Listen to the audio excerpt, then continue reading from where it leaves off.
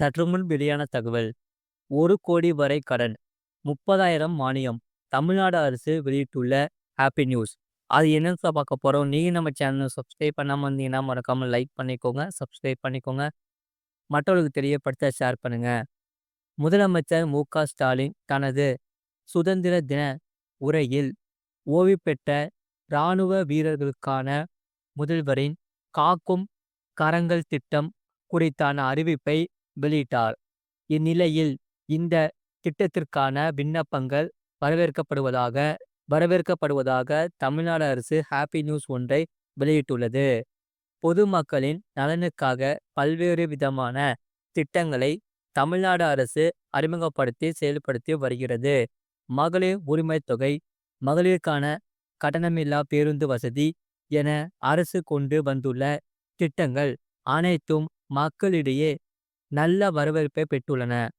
இந்நிலையில் தமிழ்நாடு அரசு முதல்வரின் காக்கும் கரங்கள் என்ற புதிய திட்டத்தை அறிமுகப்படுத்தியுள்ளது.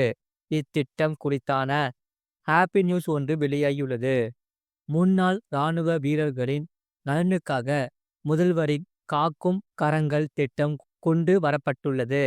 இந்த திட்டத்தை தமிழ்நாடு அரசு அறிமுகப்படுத்தியது. முதலமைச்சர் மு.க. ஸ்டாலின் தனது சுதந்திர தின உரையில் இந்த திட்டம் குறித்தான அறிவிப்பை வெளியிட்டார். ஓய்வு பெற்ற இராணுவ வீரர்கள், பணியின் போது உயிரிழந்த இராணுவ வீரர்களின் குடும்பத்தினர் இந்த திட்டத்திற்கு விண்ணப்பிக்கலாம். முதல்வரின் காக்கும் கரங்கள் திட்டத்தின் கீழ் முன்னாள் இராணுவ வீரர்கள் தொழில் துவங்குவதற்கு ரூ.1 கோடி கடன் பெறலாம். அத்துடன் இந்த திட்டத்தின் மூலம் கடன் பெற்று துவங்கப்படும் தொழில்களுக்கு கடன் தொகையில் 30% மானியமும் கிடைக்கும். அதன்படி அத்துடன் 3% வட்டி மானியமும் பயனாளர்கள் பெறலாம். இந்நிலையில் முதலமைச்சரின் காக்கும் கரங்கள் திட்டத்திற்கு விண்ணப்பிக்கலாம் என தமிழ்நாடு அரசு மகிழ்ச்சி அறிவிப்பு ஒன்றை வெளியிட்டுள்ளது. இது தொடர்பாக வெளியிடப்பட்டுள்ள அறிவிப்பில் கடந்த சுதந்திர தின உரையில் முதலமைச்சர் மு.க. ஸ்டாலின் முன்னாள் இராணுவ வீரர்கள் தொழில் துவங்க ரூ.1 கோடி வரை கடன் உதவி வழங்குவதற்காக முதல்வரின் காக்கும் கரங்கள் திட்டம் தொடங்கப்படும் என்று அறிவித்தார். இந்த திட்டத்தின் கீழ் முன்னாள் இராணுவ வீரர்கள் தொழில் துவங்க ரூ.1 கோடி வரை வங்கிகள் மூலம் கடன் பெறுவதற்கு வழிவகை செய்யப்படும். அத்துடன் கடன் தொகையில் 30% விழுக்காடு மூலதன மானியமும் 3% விழுக்காடு வட்டி மானியமும் பயனாளர்களுக்கு வழங்கப்படும். அத்துடன் தொழில் முனைவோர் மேம்பாட்டு குழு மூலமாக அரசே பயிற்சியும் வழங்கும்.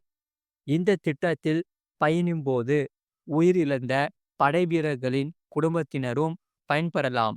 இந்த திட்டத்திற்கு www.exwel.tn.government.in என்ற அதிகாரப்பூர்வ இணையதளத்தில் விண்ணப்பிக்கலாம்.